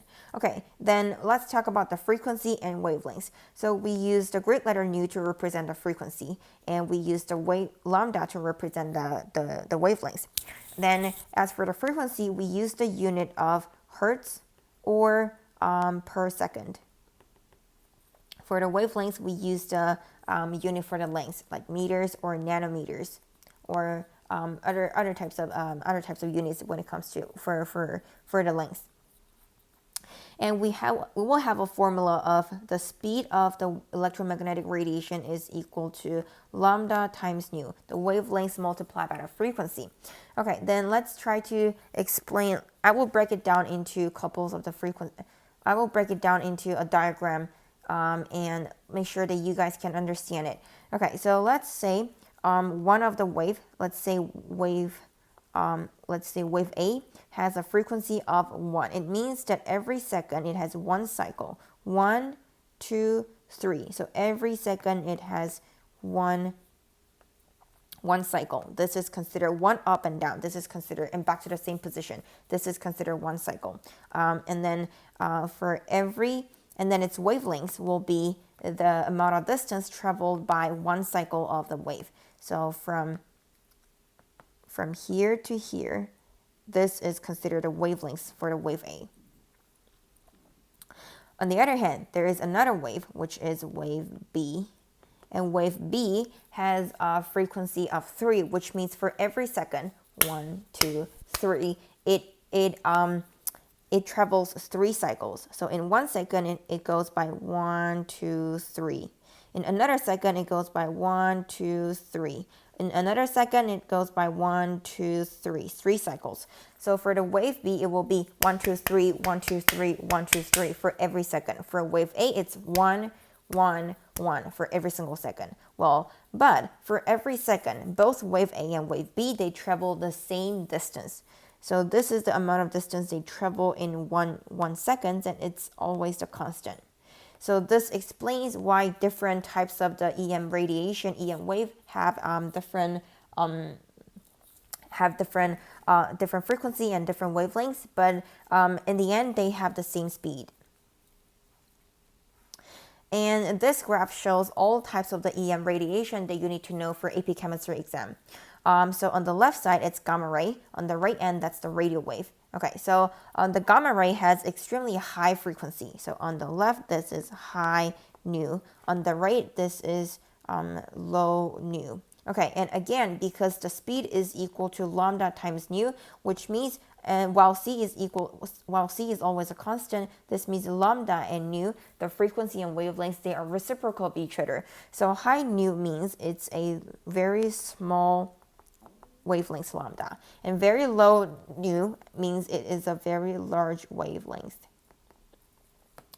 And you will have to memorize their order. So gamma ray is the highest frequency and highest energy. Okay, and remember that E is equal to the Planck constant h multiplied by the frequency nu. So energy carried by the EM wave is proportional to its frequency. So high frequency means high energy. Gamma ray has the highest frequency, and then it's X-ray, and then ultraviolet, and then visible light, and then infrared, microwave, and radio wave. Okay, so for the visible light, on the lower energy side, or the lower frequency, we have red, and then orange, yellow, green, and then blue, and then purple. So purple is right next to ultraviolet. That's why, I mean, this is exactly why ultraviolet is named ultraviolet, because it's past the violet. And infrared is named infrared because it's right next to the red. So ultraviolet has a greater frequency than infrared, which means and when it comes to visible light, the purple light has a greater frequency than the red light. And how I explain this high energy is, well, imagine that ultraviolet can actually cause some harms and damage on my skin because it can actually penetrate the top layer of the skin. On the other hand, infrared is used to, let's say, measure the body temperature, and what they do is they just shot the infrared on my skin, but it does not cause any of the harm. Like, I'm not gonna get a skin cancer because of infrared, but you might get skin cancer from ultraviolet because it's actually causing the damage. Then what about X-ray? So X-ray can penetrate all the way, like all of this like soft tissues, until it hits the very dense material, the bones. So until it hits the bone, X-ray can penetrate everything. And gamma ray is very, very, very powerful. It can actually penetrate the bone as well. It can penetrate couples of centimeters of the aluminum, the metals. And microwave, I mean, it is used for microwave. Microwave is literally named after microwave, and it is because the microwave makes the water particles in food like vibrate vigorously, so the food heats up fast. And radio wave, so radio wave has not really caused any of the damage. It cannot even heat up the food, so it has a very, very, very low energy. Radio wave is just used for radio, which we barely use these days. Photoelectric effect is a phenomenon, and it's actually one of the most important property. It explains one of the most important property of the light. So when I refer to light, we think that it's a wave, it's a continuous wave, but actually it's not. So light is known for its wave-particle duality, and the photoelectric effect is a phenomenon that actually shows the particle property of the light. So as for the light, light actually consists of the photon, which is the light particles. So there are a lot of, like, light consists of very, very, very, very small light particles called photons. We can't even detect them. Photons are massless, and photons are even smaller than electrons, so we can't really detect it with raw eyes. And each photon carries energy. So each of the photon particle carries energy, just like when you throw a football or a baseball, the ball carries energy. And this energy is calculated by using the formula of E is equal to h times nu. So h is Planck constant.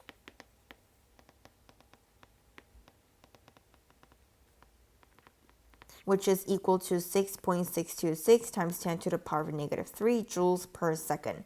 And nu, even though it looks like velocity v, but it's not, it actually refers to the frequency of the light. So I just said light has the wave-particle duality, which means it has some properties of wave, but it also has some property of the particle. And this equation is used to calculate the energy carried by each of the light particle. But in this equation, we actually use the frequency of the light, which is the wave, which represents the wave property of the light. So what photoelectric effect described is when some light heats on the surface of the metal samples, then the electrons on the sample of the metal sample, then the electrons on the surface will be ejected if this energy carried by photon is large enough. If the energy is large enough for electrons to overcome the binding energy, then they get ejected from the surface, and they will actually carry that amount of energy, which means there is a transfer of energy between the photons, light particles, and the ejected electrons.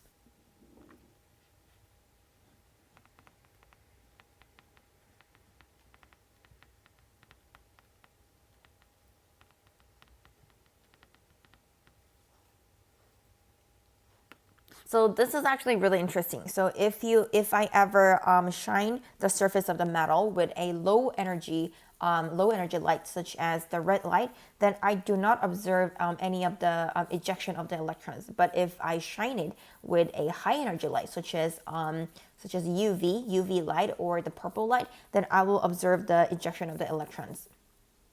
So this really depends on the frequency, and a higher frequency means the higher energy carried by each of the photon.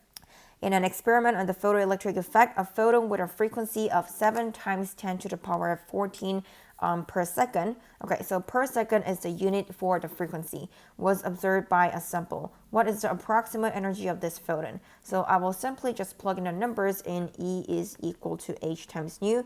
H is, again, the Planck constant, 6.626 times 10 to the power of negative 34 joules per second, multiplied by the frequency of 7 times 10 to the power of 14 per second. So 6.6 times 7, well, that is approximately 6 times 7, that's approximately 7 times 7. This is an approximate question, so you're not required to use a calculator. So 6.6, that's approximately 7. So 7 times 7, that's 49. So it's approximately 49 times 10 to the power of negative 34 times 10 to the power of 14. So approximately that is 50 times 10 to the power of negative 20. So that's approximately 5 times 10 to the power of negative 19, which is A. Electromagnetic radiation with a maximum wavelength of 540 nanometers. So nano is a unit, that's a prefix for the unit, and it means 10 to the power of negative 9. So nanometer is equal to 1 nanometer is equal to 10 to the power of negative 9 meters, is needed for the study of photoelectric effect on the potassium atoms. What is the approximate frequency that corresponds to this wavelength of 540 nanometers? Okay, so for any of the electromagnetic radiation, when I say electromagnetic radiation, it includes everything from visible light to infrared to UV to microwave to radio wave to gamma ray and X-ray. And then for all of this, they share the same speed of 3 times 10 to the power of 8 meters per second. So this is constant across all different types of electromagnetic radiation. Visible light, the light of different colors, like red, yellow, orange, blue, purple, all of them have the same speed. And the UV, infrared, all of them have the same speed of 3 times 10 to the power of 10 to the power of 8. And then how I calculate the speed is speed is equal to lambda wavelength multiplied by the frequency nu.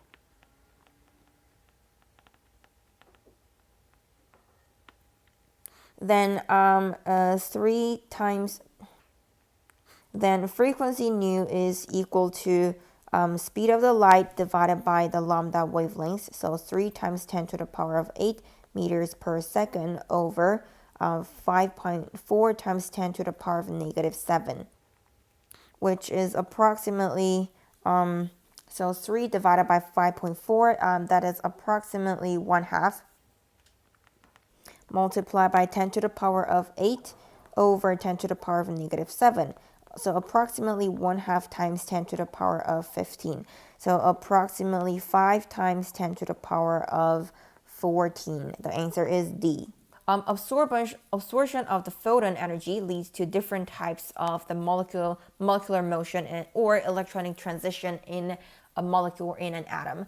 So depending on what type of EM wave you absorb, there will be different types of the changes or transitions. So let's say some molecule or some atom absorb the UV wave or the visible light, which has a higher energy.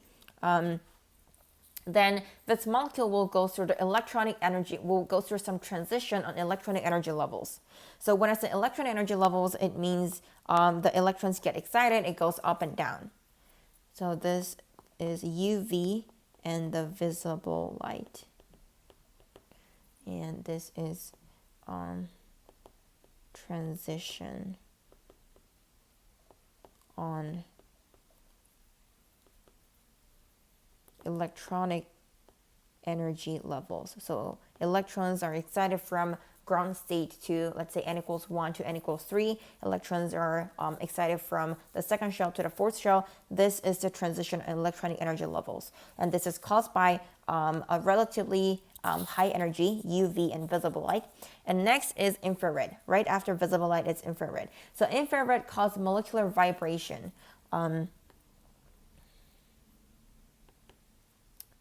Molecular vibration. So the bonds get bent or twisted a little bit because the molecules are going up and down, vibrating, but it's actually not moving. And then the lowest energy will be the microwave.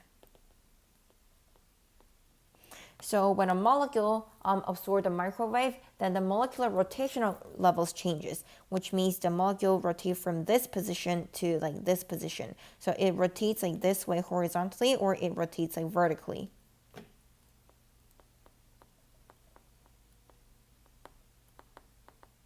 And this takes the least amount of energy.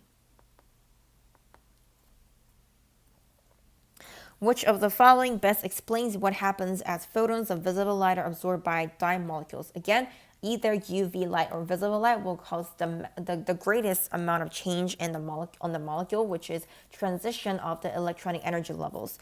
Then the answer is certain electrons in the dye molecules move to a higher energy with a difference in energy between the lower and higher energy levels being the same as energy of the absorbed photons. A is the right answer.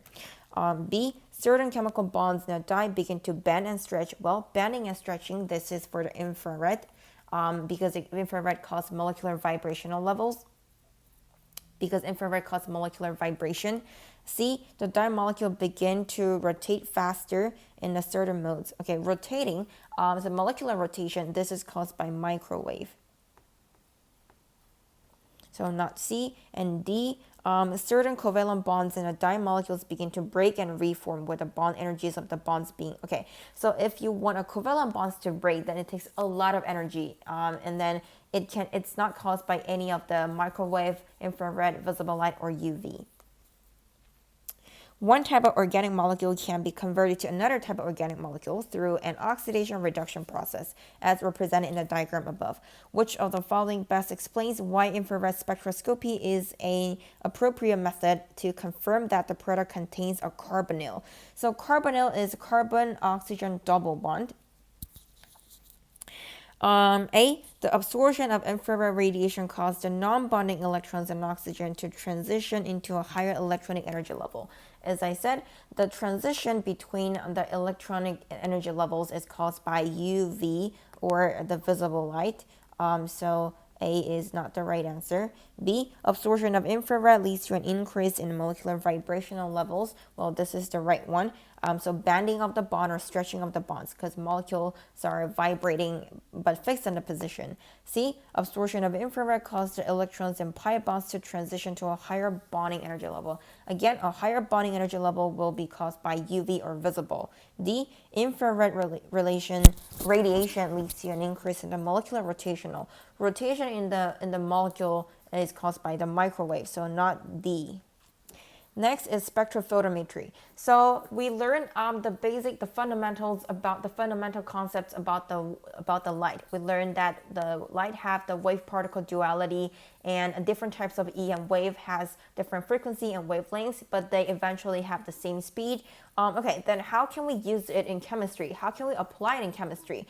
So we can apply the knowledge of the light to the chemistry to figure out the concentration of a certain solution. Okay, and here in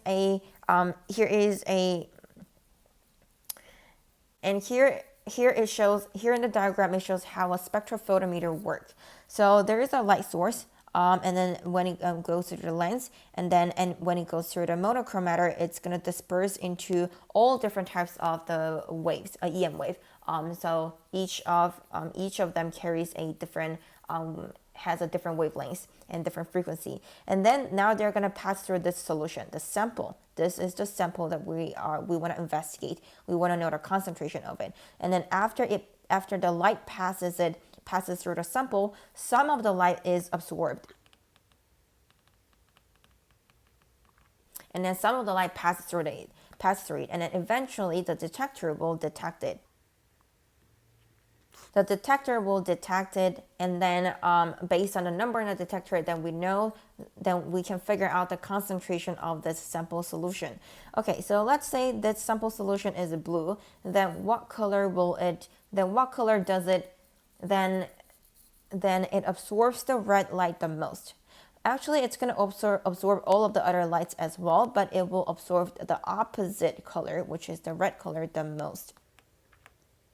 So this is the blue color, then it absorbs most of the red light. So for this spectrophotometry, then I'm going to set the wavelengths as the wavelengths of the red light, which is approximately 700 nanometers. And then we can use Beer-Lambert law to figure out the concentration. Okay, so Beer-Lambert's law state that capital letter A, absorbance, is equal to A times B times C. And then A refers to the absorbance. So it refers to the extent or the amount of absorbance of the light. And it really depends on the concentration. C is concentration, which means the darker the color or deeper the color, the more absorbance occurs. So light blue versus deep blue, if the concentration of the solution is larger, then the color is deeper, and then this solution will absorb more of the light. And then B refers to the length of the cuvette. Okay, so in this diagram, it shows that the sample solution is in a round, like cylinder-looking container, which is actually not true. So we use a very specific container for spectrophotometry. We are going to use this cube-looking container, and then we put our sample in it. And then the width of this the cuvette, or the length of the cuvette, represents B, because the more of the solution, or the longer of the path the light passes through the solution, then more absorbance occur. So if this cuvette is twice as long, then the light has to pass through twice as much, and then the absorbance will be twice as much. And this small letter A represents the absorptivity. So the absorptivity represents how much a sample or of the molecules or the ions absorb light at a specific wavelengths. So even for this one single solution, for the same solution, absorptivity at different wavelengths is different.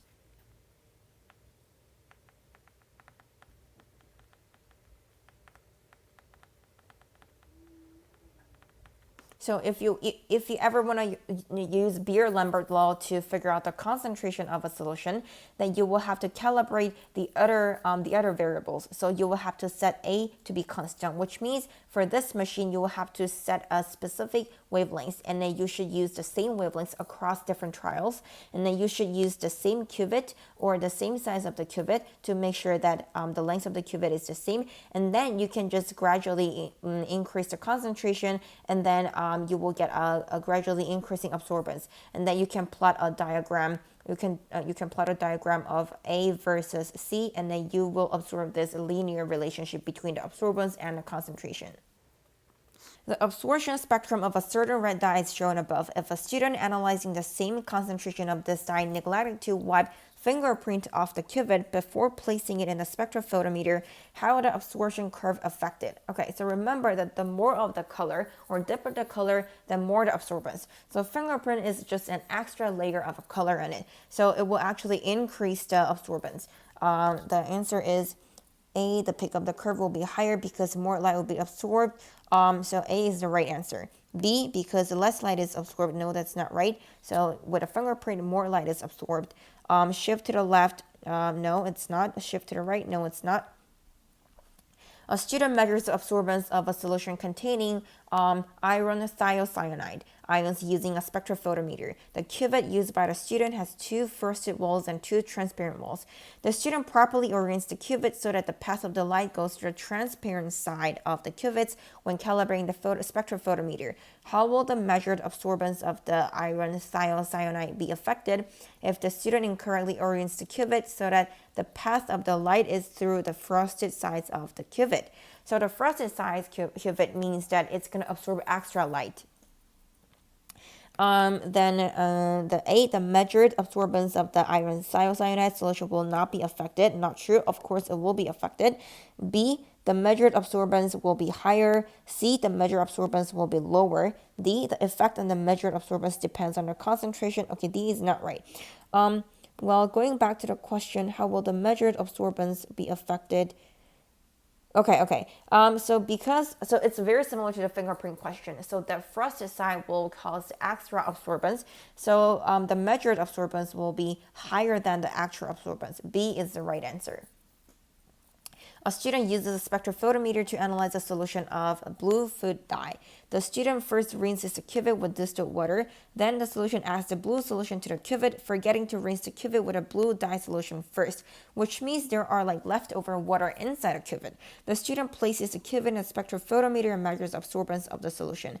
Assuming some distilled water droplets were still in the cuvette, which will dilute the blue dye sample solution that I am investigating, how would the measured absorbance be affected? Then with a diluted solution, the measured absorbance will be lower than its actual value. The measured absorbance will be too low because distilled water left will slightly dilute the solution. Then A is the right answer.